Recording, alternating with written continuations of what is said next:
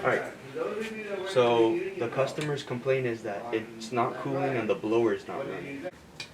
So, I'm gonna turn this on. Wait a second. So, I'm gonna turn it off, check continuity. Since the blower's not running, I'm going to assume I'm not going outside to the outdoors. I'm gonna stay inside, see what's wrong with the blower. First off, I would check the transformer. Primary. Oh, we're not getting anything. Can we check the secondary? Yep. So, let me check that out.